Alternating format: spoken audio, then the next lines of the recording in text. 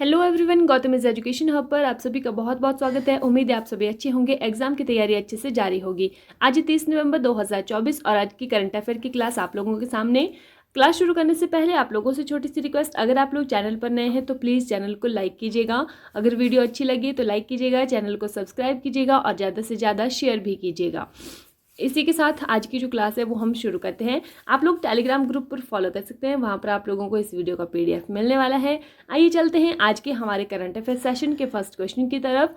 हाल ही में अंतर्राष्ट्रीय जगुआर दिवस कब मनाया गया है? When has international jaguar day been celebrated recently? तो इसका सही आंसर हमारे पास होने वाला है 29 नवंबर को। कौन सा डे मनाया गया है?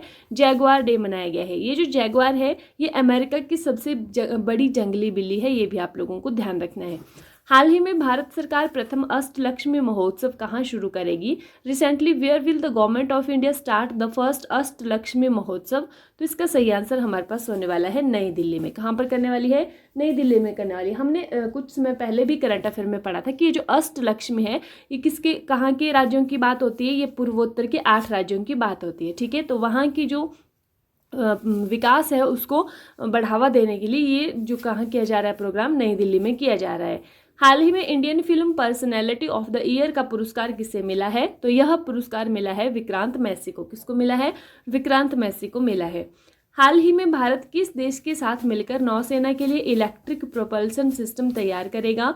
Recently with which country will India collaborate the develop an electric propulsion system for the navy? तो नेवी के लिए जो इलेक्ट्रिक प्रोपल्सन सिस्टम है ये किसके साथ मिलकर करेगा? यह करने वाला है ब्रिटेन के साथ। ठीक है, नेक्स्ट है, हाल ही में राष्ट्रीय डाक प्रदर्शनी का आयोजन कहाँ हुआ है? Where will the national postal exhibition organized recently? तो इसका सही आंसर हमारे पास होने वाला है पटना में। कहाँ पर हुआ है? पटना में हुआ है। नेक्स्ट है, हाल ही में अमीय कुमार बागची का निधन हुआ है, वह कौन थे? Recently अमीय Kumar Bagchi pass the away, who was he?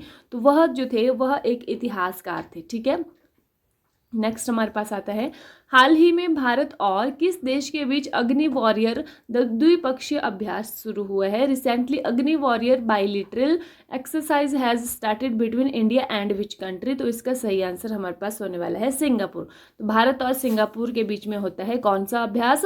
अग्नि वॉरियर अभ्यास। ये भी आपको ध्यान रखना है। ठीक है, ये कहाँ पर हुआ है? अभी महाराष्ट्र के देववाली में। ठीक है, यहाँ पर गलत टाइप हो गया है, देववाली महाराष्ट्र में हुआ है ये। ठीक है, नेक्स्ट हमारे पास आता है, हाल ही में सिंगापुर के सर्वोच्च कला सम्मान से किसे सम्मानित किया गया है?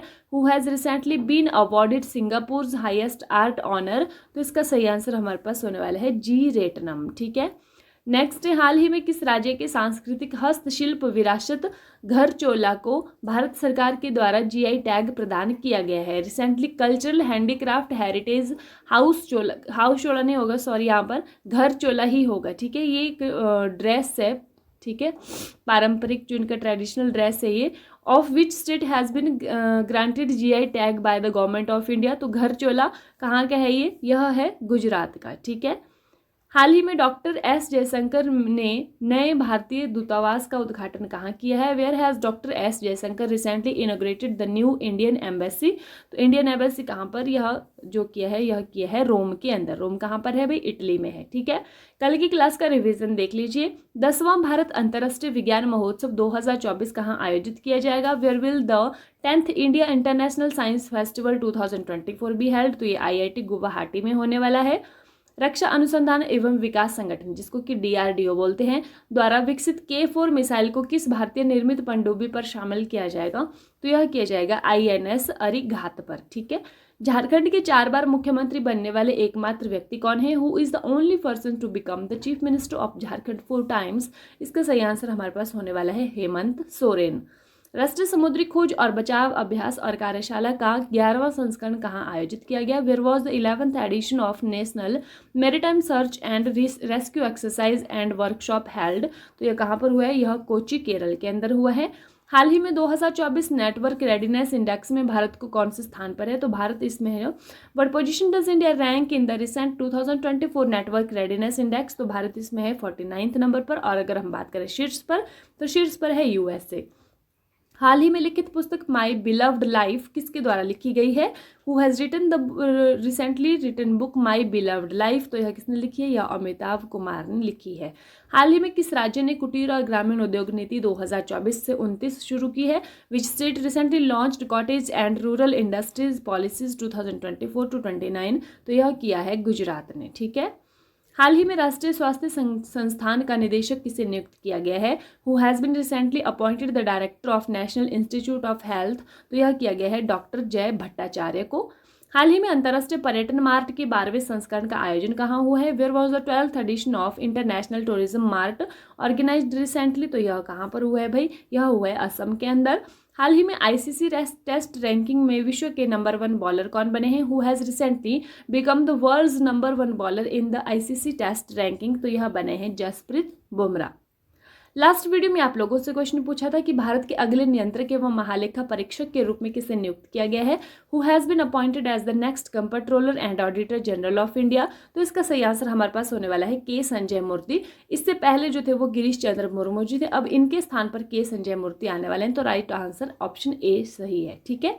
आज की वीडियो का क्वेश्चन देख लीजिए। हाल ही में जारी हेनले पासपोर्ट इंडेक्स 2024 में कौन शीर्ष पर रहा है? Who has topped the recently released Henley passport index 2024?